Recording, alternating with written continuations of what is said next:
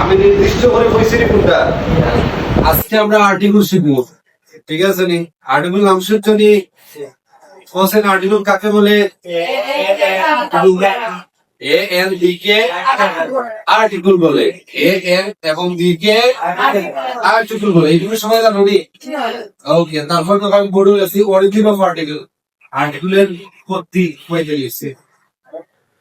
প্রথমে আছে দিদা ওয়ান, ওয়ান থেকে এসে এন, এন থেকে এসে এর শব্দের উৎপত্তি হয়েছে ওয়ান থেকে, আর এই শব্দের উৎপত্তি হয়েছে দেন থেকে, ঠিক আছে?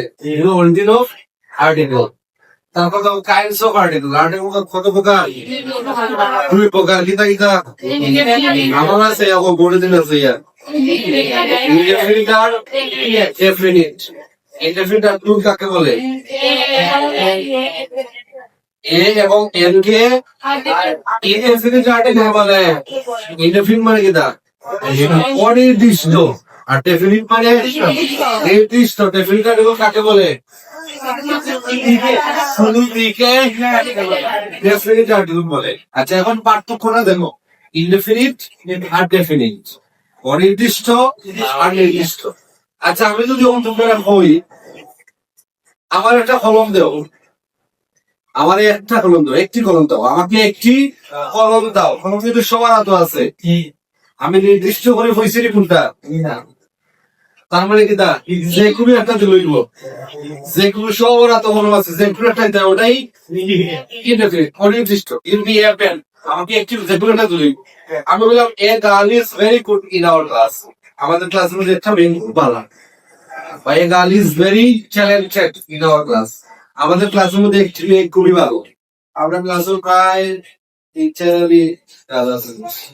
ভালো আমি খারাপ কথা বলছি, বুঝছো না? খারাপ কথা বলছি সেটা বুঝছে না, কারণ এটা নির্দিষ্ট বলে আমি কইছি না, এটা অনির্দিষ্ট। এই জন্য এ এবং এর কে ইনডেফিনিট আর্টিকেল বলে। আমি ক্লাসে যখন কোনো আপেল খাই দেয়, আমি বললাম গিভ মি এন অ্যাপল, আমাকে একটু আপেল দাও। কোনটা কইছি আমি, তোমরা বুঝছো নি? আমি কইছি কি ছোটটা দেও, বা বড়টা দেও, বা পাকাটা দেও, খাসাটা দেও। আমি কইছি যে কোনো একটা দেও, এটা অনির্দিষ্ট না। এই জন্য এ এবং এর কে ইনডেফিনিট আর্টিকেল বলে। আচ্ছা, কোন ডেফিনিট, ডেফিনিট হলো নির্দিষ্ট। আমি তো গিভ মি দ্য আপেল, এটা নির্দিষ্ট করে ওই কলম, তার তো কলম দিবাইনি তখন তোমরা।